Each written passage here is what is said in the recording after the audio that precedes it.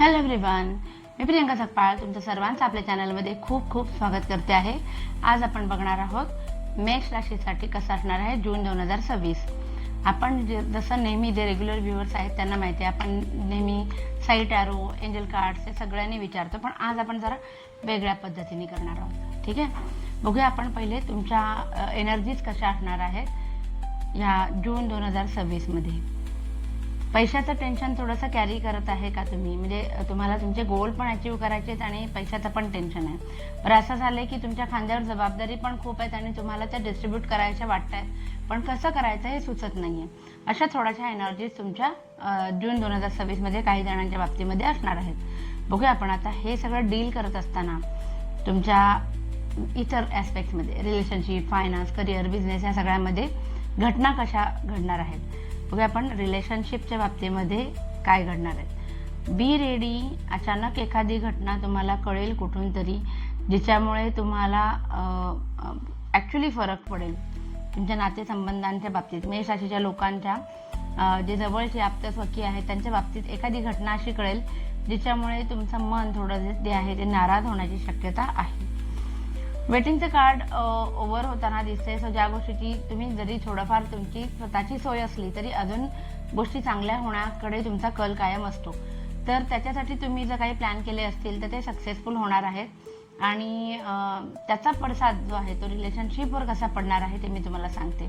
की तुम्ही तुमच्या नात्यांसाठी काही गोष्टी प्लॅन केलेल्या होत्या आणि त्या तुमच्या प्लॅनप्रमाणे घडणार आहेत आणि त्याच्यामुळे तुमची नाती मजबूत होणार आहेत. हातात असलेलं नातं जास्तीत जास्त जपण्याकडे तुमचा कल मला दिसतोय. पेज ऑफ वॅन्स मधनं सांगते तुम्हाला की शक्यतो कोणाला न दुखावता काही गोष्टी कशा घडतील याच्याकडे तुमचा कल असणार आहे. काही जणांच्या बाबतीमध्ये समजा जे तुम्ही सिंगल आहे तर लग्नासाठी स्थळ शोधताय तुम्ही, तर स्थळं येतील, पण तुमच्या मनात जशी व्यक्ती आहे तशी व्यक्ती ती समोरची जे स्थळ आले ते नसल्यामुळे तुम्ही काही गोष्टी होल्डवर ठेवाल किंवा तुम्ही ती संधी स्वीकारणार नाही. ते आलेलं नातं जे आहे त्याला होकार देणार नाही असं दिसतं. तसं तर रिलेशनशिपच्या बाबतीमध्ये याच कार्ड्समधून आपण बघणार आहोत की फायनान्सच्या बाबतीमध्ये तुमच्या काय घटना घडणार आहेत. फायनान्सच्या बाबतीमध्ये काय घटना घडणार आहेत बघूया आपण. द इम्प्रेस आलेला आहे, सेलिब्रेशनचा आलेला आहे, द मून आलेला. ओके, फायनान्सच्या बाबतीत तुम्ही जे काही डिसिजन घ्याल तर निसर्गाच्या संबंधित तुम्हाला जर काही इन्व्हेस्टमेंट करायचे असतील तर तुम्ही करा, त्यातून तुम्हाला फायदा होईल. फायनान्सच्या बाबतीत आतापर्यंत तुम्ही काय करत होतात, तुमचा जो स्वभाव आहे की जबाबदारी घेतली तर ती पूर्ण करायची. ठीक आहे, त्यामुळे तुम्ही गाडा रेटत होतात फायनान्सच्या बाबतीमध्ये. पण आता असं होतंय की तुम्ही थोडासा गिव्हअप करून टाकाल सिच्युएशनला. काही खर्च करायचे म्हणजे ठीक आहे, तुम्हाला आलंय समोरून हा खर्च करावा लागणार, तर तिथे तुमचा कल असं असणार आहे की नाही, हे आपण यावेळेला नाही करू शकत. आता तुम्ही खंबीरपणे तुम्ही सांगू शकणार आहे तुमच्या फॅमिलीमध्ये असं दिसतंय. द मूनचं कार्ड आहे, जे कन्फ्युजन दाखवतं, कोणावर विश्वास ठेवायचा कोणावर नाही याचा निर्णय घेताना खूप जास्त क्लॅरिटी असल्याशिवाय निर्णय घेऊ नका, नाहीतर फसवणूक होण्याची शक्यता आहे. आता जर जे काही लोकांना ड्रिंक्सच्या हॅबिट्स असतील तर त्यांच्यासाठी फायनान्सच्या बाबतीत हे कार्ड काय सांगते की थोडं ओव्हर ड्रिंकिंग वरती तुमचे जास्त पैसे खर्च होतील. पार्ट्या करणं, अति पार्ट्या करणं किंवा एन्जॉयमेंट करणं लाईफमध्ये याच्यावरती तुमचे पैसे खर्च होताना दिसत आहेत. बघूया आपण आता करिअर करणाऱ्या म्हणजे नोकरी करणाऱ्यांसाठी काय. आपण एरवी ना करिअर आणि बिझनेस एकत्र करतो. आज आपण स्पेसिफिक टॅरोनीच जाणून घेणार आहोत काय घटना घडणार आहे. तर आपण करिअर वेगळं करणार, बिझनेस वेगळं करणार. तो नोकरी करणाऱ्यांसाठी, करिअर ओरिएंटेड लोकांसाठी जून 2026 काय सांगते.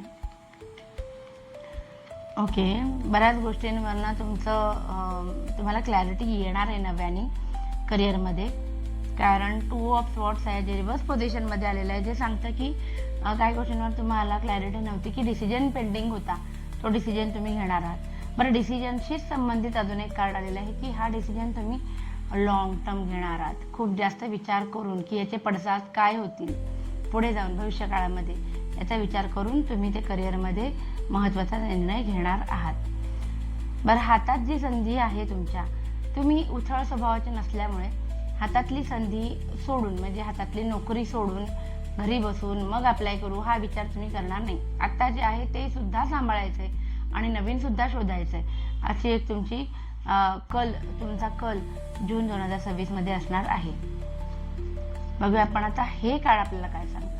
हे सांगतं की तुम्ही जे काही तुमच्या ऑफिसमध्ये, तुमच्या कार्यालयीन कालावधीमध्ये तुम्ही ज्या गोष्टी केल्यात त्याचं कुठेतरी तुम्हाला जाणवेल की ॲप्रिसिएशन होत नाहीये जेवढं व्हायला हवं तेवढं.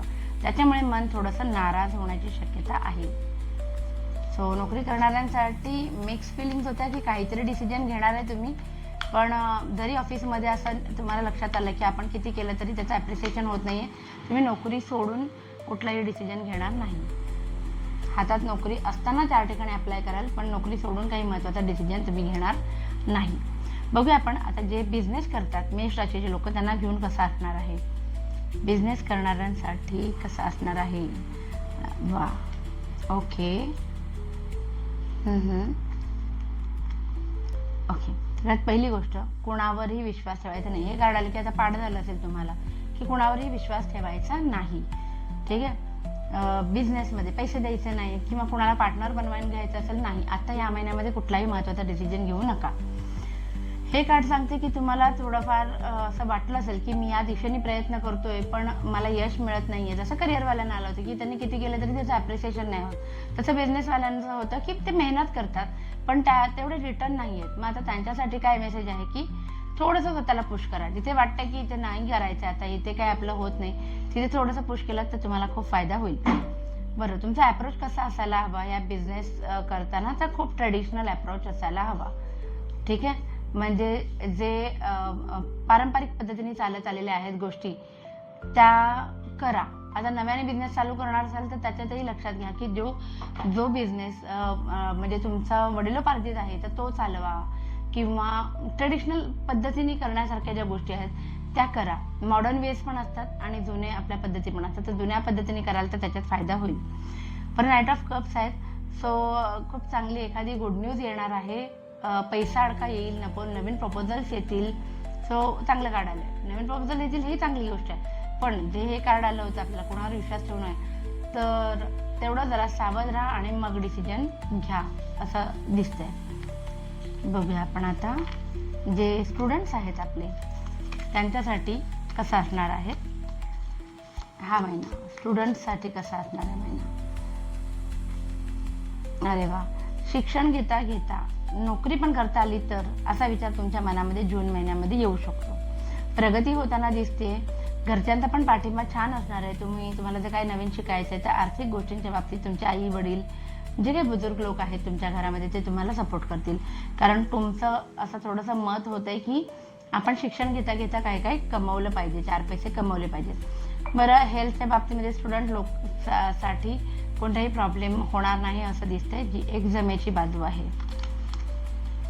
बघूया आपण आता एक नॉर्मल जनरल रिडिंग आणि मग आपण हा व्हिडिओ संपवूया. ओके, जनरल रिडिंग काय सांगते तुमच्यासाठी. पैसे येतील, अपॉर्च्युनिटीज येतील स्वतःहून.